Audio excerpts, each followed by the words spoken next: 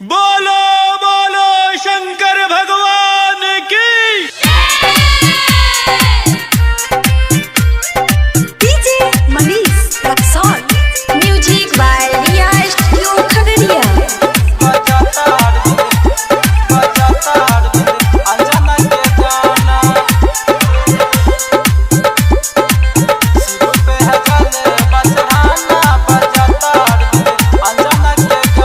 चला चला ये भौजी असो देव घर घूमे भोले बाबा के हाँ दर्शन करे।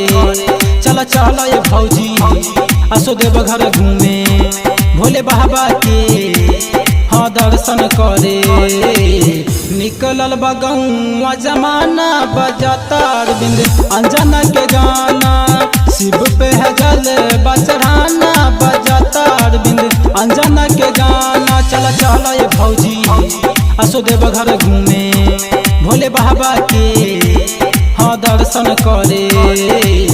निकलल बगौआ जमाना बजाता अरविंद अंजना के गाना शिव पे है जल बचढ़ाना बजाता अरविंद अंजना के गाना।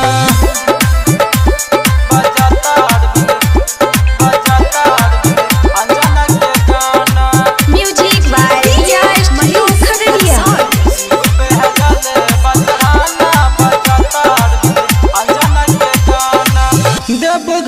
देवघर में धाम बलागल लाखों कमरियन के भीड़ बलागल।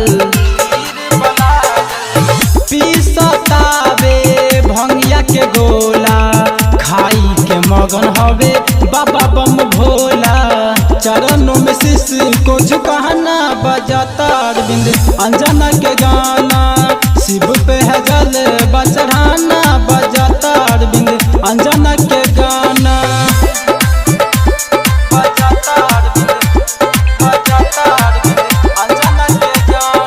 Music by Riya studio Khagaria.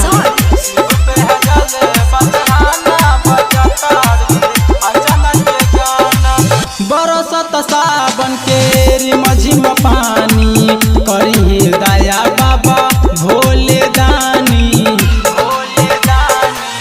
सरवन प्रेमी के जिंदगी सवारी रूपे सबीरा बल के बुझी परेशानी।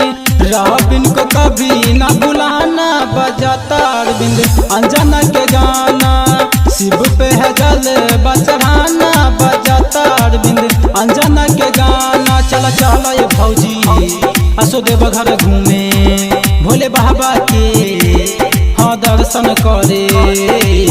निकलल बगौआ जमाना बजाता अरविंद अंजना के गाना शिव पे है जल बचा